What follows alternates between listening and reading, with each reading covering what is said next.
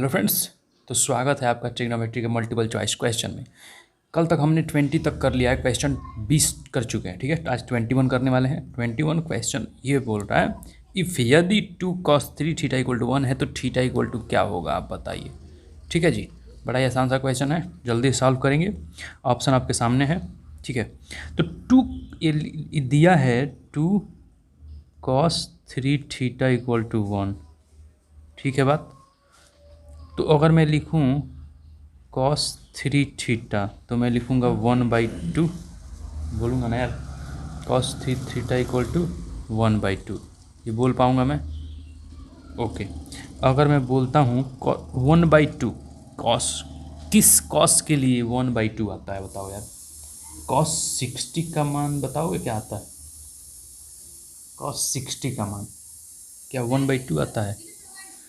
तो इधर मैं cos 3 थीटा इक्वल टू 1/2 के लिए मैं cos 60 लिख सकता हूँ। बताओ, लिख पाऊँगा? कोई दिक्कत तो नहीं है समझने में? इतना लिख सकते हो आसानी से। ठीक है, अब देखो, जब ये चीज़ें दोनों तरफ क्या है, ट्रिग्नोमेट्रिक रेशियो कॉस कॉस है, तो ये थीटा जो होता है वो भी बराबर होना चाहिए।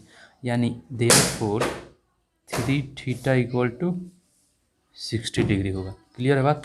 यानी थीटा इक्वल टू 60/3, तो ये क्या होगा, 20 डिग्री। ठीक है, समझ पा रहे हैं आप? समझ पा रहे हैं? या तो आप ऐसे भी सोच सकते हैं कि cos 60 है तो यहाँ पे थीटा का मान क्या रखेंगे कि ये से भी cos 60 बन जाएगा, 20 दें 60। समझ रहे हो ना? तो या तो डायरेक्ट निकाल दो या डायरेक्ट भी निकाल सकते हो तुम। ठीक है, तो कई तरीके हैं। ठीक है, तो answer is C option, 60 degree. Clear है बात? नेक्स्ट क्वेश्चन पे चलेंगे। ठीक है, तो हमारा 22 नंबर क्वेश्चन। तो आप 22 नंबर क्वेश्चन देखिए। If √3 tan 2 theta minus 3 equal to 0 then theta equal to what. यदि ये पूरा वैल्यू दे रखा है तो थीटा बताइए। ठीक है, तो मैं लिखता हूँ जो दे रखा है इसने, 3 tan 2 theta minus 3 equal to 0। ठीक है, इतना आएगा ना।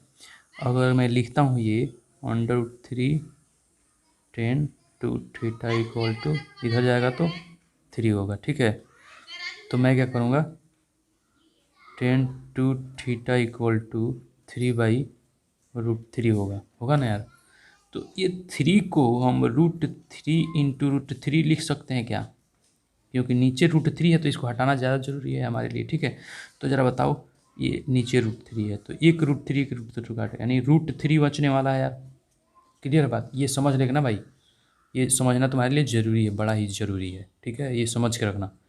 तो अब √3 किसका होता है, तो इसको मैं लिख सकता हूँ tan 2 थीटा इक्वल टू √3 किसका मान आता है, 10 में किसका मान है √3, 10 में क्या 60 का मान है। तो यहाँ पे मैं लिख सकता हूँ tan 60 डिग्री ही √3 के बराबर होता है, तो ये लिख सकता हूँ। यानी 2 थीटा इक्वल टू क्या होगा, 60 डिग्री। देयरफॉर 2 थीटा ही तो मैं कुछ लिख नहीं रहा हूँ क्योंकि मल्टीपल चॉइस में सॉल्यूशन नहीं देखा जाता है। ठीक है, इसलिए मैं कुछ लिख नहीं रहा हूँ, डायरेक्ट डायरेक्ट सॉल्यूशन करना होता है। तो यहाँ पे मैं लिखूँगा थीटा इक्वल टू 60 डिग्री/2, यानी 30 डिग्री हमारा आंसर रहेगा। समझ पा रहे हो क्या बात को? अब देखो 30, यानी अब यहाँ पे भी देख सकते हो तुम 2 थीटा यानी 10, अगर इस किसका मान है 60 का मान है तो यहाँ पे थीटा क्या होना चाहिए, 30 डिग्री होना चाहिए। 30 दूना 60 तभी तो होगा 30 डिग्री। तो ऐसे भी आंसर आप बता सकते हो डायरेक्ट। ठीक है, तो हमारा answer is 30 degree, option B is right answer. ठीक है, क्लियर बात? समझ में आ रहा है क्या आपको? नेक्स्ट क्वेश्चन है क्वेश्चन नंबर 23। देखिए आप, तो आपको 23 आप देखेंगे तो पता चल जाएगा। ऑप्शन देख लीजिए ध्यान से, उसके बाद सॉल्यूशन हम करते हैं। ठीक है, तो 23 क्वेश्चन हमारा ये बोल रहा है कि यदि 10x equal to 3 cot x, बड़ा ही अच्छा सा क्वेश्चन है भाई। 3 cot x then x equal to what, बताओ बेटा। तो अगर मैं ऐसे इसको लिखूं तो बताना यार। जैसे मैं लिखता हूँ 10x equal to 3 into cot x दिया है, cot x, x equal to what, x का मान बताना है। तो मैं क्या ऐसे इसको लिख सकता हूँ 10x equal to 3 into cot को 1/10x भी लिख सकते हैं यार, क्या दिक्कत है भाई, ऐसे तो लिखा ही जाता है, कोई दिक्कत तो नहीं है मुझे लग रहा है। दिक्कत है क्या कोई? ऐसा लिख सकते हैं ना भाई, ऐसा लिख सकते हैं, बताओ यार। अब देखो 10 ये इधर जाकर अगर मल्टीप्लाई, क्योंकि यहाँ पे 3 के साइड डिवाइड में है तो इधर जाकर मल्टीप्लाई करेगा, यानी 10 स्क्वायर x = 3। अब मैं इसको देखूँ ध्यान से तो मैं 10x = अगर दोनों तरफ स्क्वायर रूट कर दूँ तो क्या हो जाएगा, √3 बन जाएगा, यहाँ से स्क्वायर हट जाएगा, यानी 10x = √3। अभी ये पहले वाले क्वेश्चन पे जा चुका है, ठीक है। √3 किसका मान होता है 10 में? 10 60 डिग्री = √3 होता है। तो यानी हमारा मान क्या आएगा, x का मान क्या रहेगा, 60 डिग्री बोल सकते हैं क्या? इसको मैं ये लिखूँगा 10x = 10 60 degree, therefore x = 60 degree. तो option number B is the right answer. ठीक है जी, क्लियर है, बात समझ में आ रहा है आपको? नेक्स्ट क्वेश्चन पे चला जाएगा, ठीक है। तो नेक्स्ट क्वेश्चन हमारा 24 नंबर क्वेश्चन ये बोल रहा है कि if x tan 45 cos 60 into cos 60 = sin 60 cot 60 then x = what? Option आपके सामने है, चार्ट ऑप्शन आप देख रहे हैं। तो मैं इसका सॉल्व करता हूँ। तो अगर मैं लिखूँ x, तो क्या लिखूँगा मैं, क्या ये दोनों मल्टीप्लिकेशन में है x के साथ, क्या इस साइड में लेके जाऊँ राइट साइड में तो क्या ये डिवाइड कर देगा जाके? ऑफ कोर्स करेगा यार। तो मैं लिखूँगा sin 60 degree cot 60 degree divide by tan 45 degree cos 60 degree. ठीक है, क्लियर बात। अब मैं अगर इसको लिखूँ ओपन करके, ठीक है, तो साइन, यहाँ वैल्यू सबको सबका पता है, तुम्हें वैल्यू डाल के भी डाल सकते हो, मगर वैल्यू डालने की जरूरत नहीं, इसको काट देंगे, ठीक है। इनटू ये क्या आएगा यार, कॉट का क्या होता है, कॉस 60 बाई साइन 60 होल का डिवीजन 1045 का मान बताओ यार, 1 होता है क्या, 1 रख सकते हैं क्या? अगर तुम्हें नहीं समझ में आता है, जैसे क्वेश्चन तुम्हें नहीं क्लिक हो रहा है क्या, कैसे ऑप्शन मैं लिख रहा हूँ ये सब वैल्यू, तो तुम टेबल लेके बैठा करो यार, टेबल से डायरेक्ट देखो तुम, ठीक है जी। तो यहाँ पे देखो यार क्या है, cos 60, तो cos 60 को मैं cos 60 ही लिख लेता हूँ। क्या साइन इसको उड़ाएगा क्या, cos ऊपर है तो नीचे से काट देगा, यानी हमारा क्या बनने वाला है, ऊपर 1 हो गया है, नीचे भी 1 है। क्लियर है बात? तो हमारा आंसर क्या 1 बन जाएगा। बताओ यार कौन सा ऑप्शन हमारा होने वाला है, ए ऑप्शन। क्लियर है कि आपको समझ में आ रहा है, बहुत ही आसान सा क्वेश्चन है। तो पहला ऑप्शन हमारा आंसर रहेगा, ठीक है जी। नेक्स्ट क्वेश्चन पे चलेंगे। नेक्स्ट हमारा है 25 नंबर क्वेश्चन। तो 25 नंबर क्वेश्चन ये बोल रहा है, ध्यान से देख लीजिएगा, इफ़ यानी यदि 10 square 45 minus cos square 30 = x for sine 45 cos 45 then x = what. ठीक है भाई, तो लिखते हैं एक बार 1045 वैल्यू लिख ले, क्या वैल्यू डाल देते हैं यार, क्या दिक्कत है। 1045 मैं लिख लेता हूँ एक बार actually, 10 square 45 minus cos square 30 = x sin 45 cos 45। Clear है बात, समझने में दिक्कत तो नहीं हो रहा भाई? ऑप्शन आपके सामने दिख ही रहा है। तो देखो यार इसका मान क्या होता है, 1045 का मान 1 होता है, तो मैं क्या करूँगा 1 का स्क्वायर माइनस कॉस 30 का मान होता है √3/2। तो कॉस 30 का मान जब √3/2 रखोगे तो उसका होल स्क्वायर करोगे तुम, इक्वल टू लिख के एक्स साइन 45 का मान होता है 1/√2, कॉस 45 का भी मान होता है 1/√2। टेबल से मैं लिख रहा हूँ तो टेबल अपने सामने रख लेना यार, आ जाएगा, तुम्हें भी कोई दिक्कत नहीं होने वाला है। 1 माइनस क्या, मैं √3 का स्क्वायर 3 लिख सकता हूँ और 2 का स्क्वायर 4 इक्वल टू एक्स गुणे 1 एक्स डिवाइडेड √2 इज 2।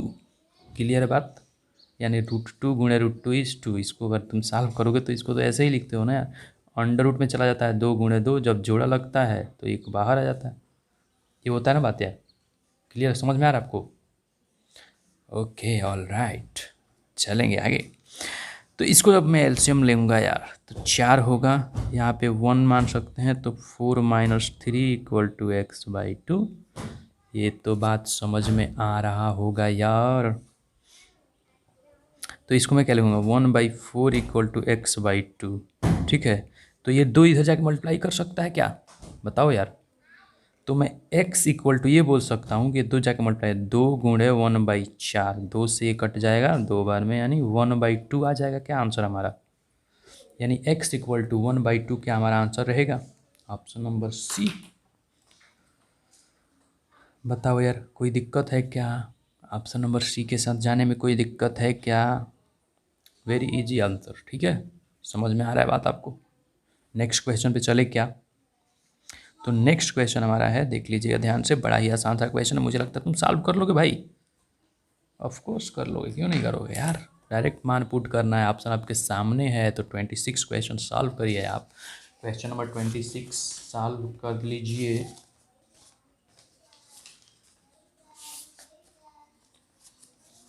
तो क्वेश्चन नंबर 26 आपने सॉल्व कर ही लिया होगा ऑप्शन, अब मैं सॉल्व करके बताता हूँ कि क्या आ रहा है। तो क्वेश्चन नंबर 26 हमें दे रखा है sec square 60 degree -1 equal to what. तो सेक 60 का मान बता दो यार। सेक 60 का मान क्या 2 आता है, तो 2 का स्क्वायर -1 यानी 2 का स्क्वायर 4 -1 यानी 3।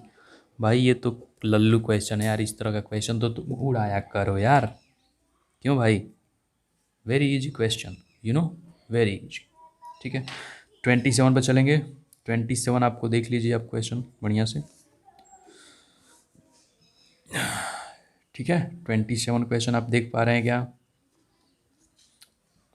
क्वेश्चन नंबर 27 आपको दिख पा रहा है क्या, देख लीजिए, ऑप्शन भी देख लीजिएगा ध्यान से और सॉल्व करिए मेरे से पहले आप। तो अब मैं क्वेश्चन नंबर 27 पे चल रहा हूँ।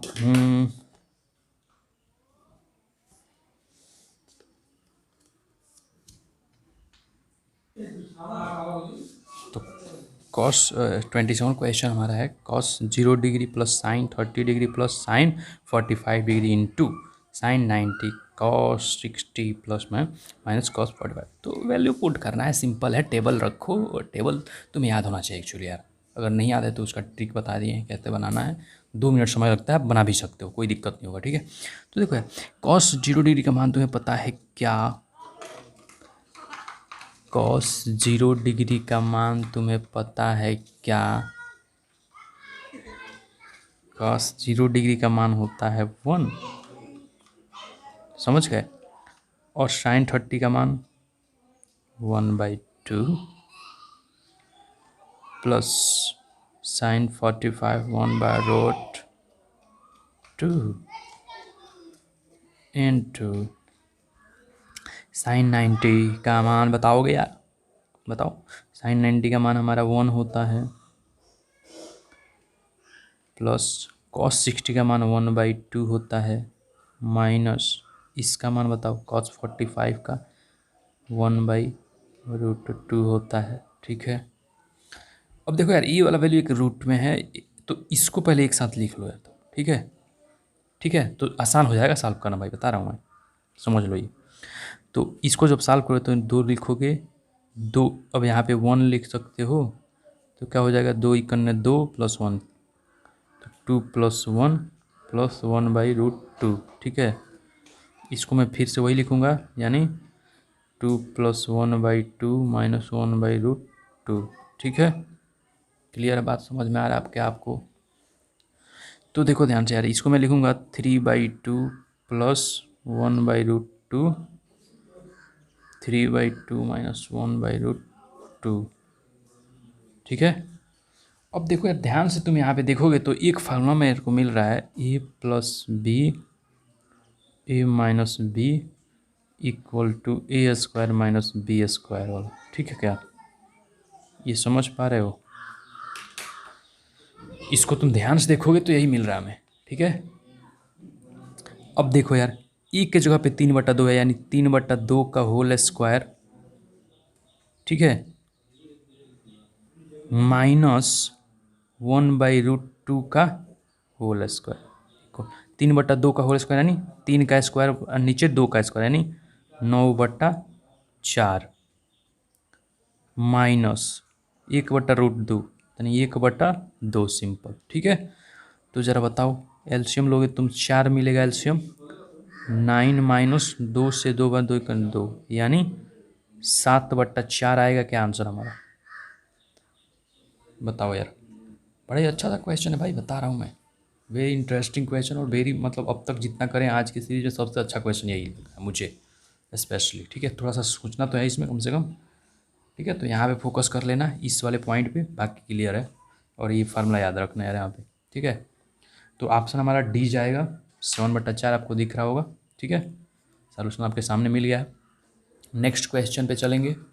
28 नंबर क्वेश्चन है, आप देखिए ध्यान से, उसको करते हैं सॉल्व। क्वेश्चन नंबर 28 पे चलने वाले हैं। क्या आपने क्वेश्चन देख लिया है? 28 बड़ा ही आसान सा क्वेश्चन लग रहा है यार। तो क्वेश्चन नंबर 28 वैल्यू पुट करने वाला क्वेश्चन है, बड़ा ही आसान सा क्वेश्चन होगा। वैल्यू पुट करने वाले क्वेश्चन बड़ा ही आसान होते हैं यार, और तो ऑप्शन दे रखा है तो भाई वेरी इजी है, मज़ा आ जाएगा। तो sin 30 का मान क्या होता है? 1/2 का होल स्क्वायर प्लस 4 cot 45। तो cot 45 का होता है 1, तो 1 का स्क्वायर माइनस 660 का क्या होता है बताओ? 660 का होता है 2, तो 2 का स्क्वायर हो जाएगा यानी 1/4 हो जाएगा यहाँ पे क्या? 1/4 प्लस 4 × 1 का यानी 4 माइनस 4, तो ये तो कट गया, तो बचा क्या? 1/4। तो very easy very easy very easy. अब इससे आसान तो नहीं ना होगा यार, यानी बी ऑप्शन आसान जाएगा 1/4 के साथ। समझ में आ रहा है बात आपको? केवल वैल्यू पुट करना, आंसर मिल जा रहा है तुरंत। ठीक है, नेक्स्ट क्वेश्चन पे चलेंगे। 29 क्वेश्चन पे चलेंगे। ठीक है भाई, तो 29 क्वेश्चन ये कह रहा है कि 3 cos square 60 plus 2 cot square 30 minus 5 sin square 45। Value put करना है पूरा का पूरा। तो 3 इंटू cos 60 का मान क्या होता है तुम्हें पता है? 1/2 होता है, तो 1/2 लिख लेंगे। ठीक है, तो तुम लिखोगे यहाँ पे 1/2 का स्क्वायर प्लस 2 इंटू कॉट 30 का मान बता दो यार। कॉट जो 30 होता है कितना होता है? √3, तो √3 का स्क्वायर माइनस 5 इंटू 1/√2 का स्क्वायर। ठीक है जी, यही होगा ना? 3 into 1/4 plus 2 into 3 minus 5 into 1/2। तो इसको अगर देखो ध्यान से तो मैं लिखूँगा 3/4 प्लस 6 माइनस 5/2 होगा ना यार। अब तुम ध्यान से इसको देखोगे तो नीचे 4 लिख सकता हूँ, तो मैं ये लूँगा 3 प्लस, देखो यार यहाँ पे 1 है, 4 छक्के 24 माइनस 2 पच्चे 10।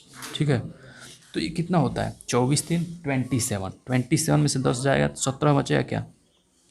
यानी 17/4 हमारा आंसर रहेगा। क्लियर है बात? समझ में आ रहा है क्या आपको? वेरी इंटरेस्टिंग क्वेश्चन और वेरी इजी क्वेश्चन, तो मुझे लगता है आपको समझ में आ गया होगा।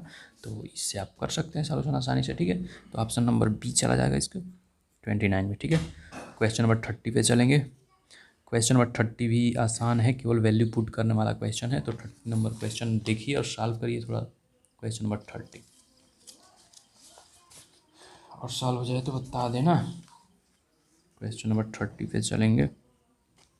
तो क्वेश्चन नंबर 30 हमारे सामने ये है, cos स्क्वायर 30। वैल्यू केवल पुट करना है और कुछ नहीं है इसमें। ठीक है, तो कर लोगे कि सॉल्व करना पड़ेगा?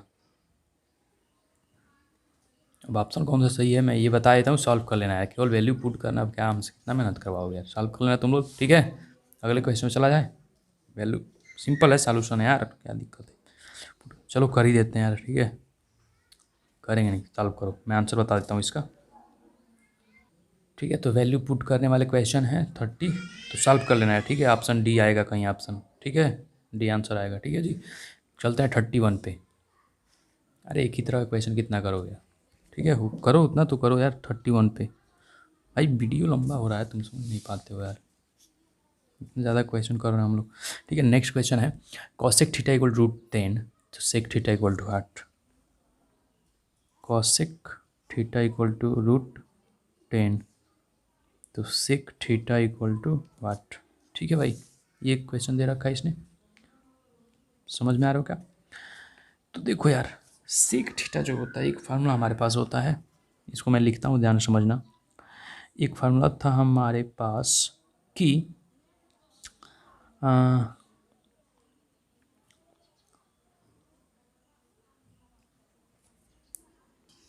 तो इसको ध्यान से देखिएगा, अगर इसको मैं उल्टा करता हूँ तो क्या होता है? 1 बाई साइन थीटा ही को तो कॉसेक थीटा बोलते हैं ना। 1 by sine theta equal to root 10, तो साइन थीटा इधर ले जाओ तो 1/√10 इक्वल टू साइन थीटा बनता ना यार? बताओ, इसको खुल के बताया करो यार, बनता ना ऐसा? अगर मैं एक ट्रायंगल बना लूँ, राइट एंगल ट्रायंगल बना लूँ, ठीक है, तो अगर मैं इसको बेस मान दूँ, इसको हाइपोटेन्यूस मान दूँ, इसको परपेंडिकुलर मानूँ, तो वैल्यू हमारे पास क्या है? साइन थीटा क्या होता है? परपेंडिकुलर डिवाइड बाई हाइपोटेन्यूस, यही होता है। तो perpendicular is 1 unit, hypotenuse is √10 unit. ठीक है, अब तुम्हें बेस निकालना है, तो बेस का क्या होता है यार? H square equal to hypotenuse का स्क्वायर क्या होता है? P square plus B square. तो एच यानी 10, √10 का स्क्वायर इक्वल टू पी क्या है? 1 का स्क्वायर प्लस बी का स्क्वायर। ठीक है, तो 10 और इधर आएगा तो -1 इक्वल टू बी का स्क्वायर। तो बी हमारा क्या होगा यार? 9 आएगा बी का स्क्वायर। ठीक है, ये क्लियर है बात? समझ में आ रहा है क्या आपको? यानी हमारा b इक्वल टू क्या हो जाएगा? √9 यानी 3 होगा क्या? तो यानी ये वैल्यू हमें 3 मिलने वाला है b का मान। ठीक है जी, समझ में आ रहा है क्या आपको? ओके, तो अब देखो यार 3 मिल गया, तो हमें निकालना है सेक। सेक क्या होता है? सेक थीटा इक्वल टू क्या होता है भाई? सेक थीटा इक्वल टू होता है कॉस का उल्टा है, तो ये हो जाएगा हमारा कर्ण बाई आधार, यानी कर्ण को क्या बोलते हैं? Hypotenuse by base. हाइपोटेन्यूस क्या है बता दो? हाइपोटेन्यूस इज √10 बेस इज 3, तो ये हमारा आंसर आएगा √10/3, √10/3। Option number B, √10/3, √10/3। ठीक है जी, ऑप्शन नंबर बी के साथ जाएंगे। ठीक है, ये समझ पा रहे हैं क्या आप? हाँ, तो क्वेश्चन नंबर 33 देखिए। तो क्वेश्चन नंबर 33 ये बोल रहा है कि if sine theta equal to a/b then cos theta equal to what? अगर साइन थीटा a/b है तो कॉस थीटा क्या होगा, ये बताना है। क्लियर है बात? Sine theta equal to a/b then cos theta equal to what? तो साइन थीटा a/b दिया है, ठीक है, तो ये ध्यान लें, लिखते हैं। साइन थीटा हमें क्या दिया है? a/b, ठीक है ना जी। Sin theta equal to a/b तो cos theta equal to what निकालना है। ठीक है जी, तो निकालेंगे। ओके, तो हमें ये दे रखा था, हमें स्टार्ट करते हैं इसका सॉल्यूशन। ठीक है, साइन थीटा, तो साइन थीटा बराबर क्या होता है यार? साइन थीटा बराबर, अगर राइट एंगल ट्रायंगल की बात करें तो क्या होता है? लंब डिवाइड बाई कौन होता है, यानी लंब माने परपेंडिकुलर डिवाइड बाई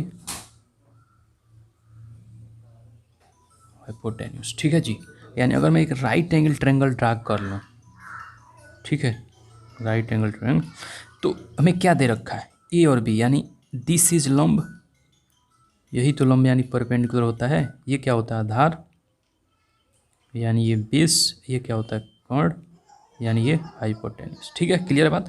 तो परपेंडिकुलर कितना दे रखा है? ए। कर्ण कितना दे रखा है? बी। आधार निकालना पड़ेगा, क्योंकि कॉस में हमें कॉस इक्वल टू क्या होता है? आधार बट्टा कर्ण, यानी बेस डिवाइड बाई हाइपोटेन्यूस होता है। ठीक है, तो बेस डिवाइड बाई हाइपोटेन्यूस होता है, तो हाइपोटेन्यूस तो पता ही है हमें बी है, मगर आधार बी तो नहीं पता है ना यार, बी निकालना पड़ेगा। तो इसको मैं अगर लिखूँ तो क्या लिखते हैं हम लोग कि जो कर्ण है हमारा, ये कर्ण का स्क्वायर इक्वल टू आधार का स्क्वायर प्लस लंब का स्क्वायर। तो बी स्क्वायर इक्वल टू आधार क्या होगा? आधार पता ही नहीं है,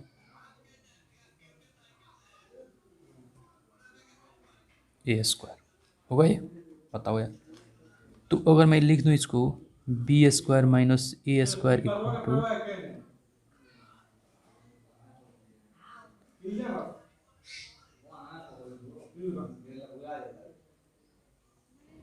ये लिख सकता हूँ क्या मैं, आधार इक्वल टू स्क्वायर है तो इधर आके रूट बनाएगा, अंडर रूट बनाएगा, तो यानी समझ पा रहे हो ये, यानी जो आधार है ये होगा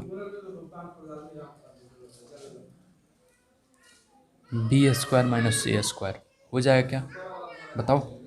तो अब तुम बताओ कॉस थीटा, तो कॉस थीटा बेस क्या होगा, आधार क्या होगा बताओ, यही निकालना था ना यार। तो यानी बेस इज, तो हमारा वैल्यू जो आंसर आने वाला है क्या आने वाला है यार, under root of B square minus A square divide by आधार बट्टा कर्ण, कर्ण इज बी, बी। क्लियर है बात, समझ पा रहे हो क्या, under root of B square minus A square by B, समझ पा रहे हैं बात को। तो answer is cos theta equal to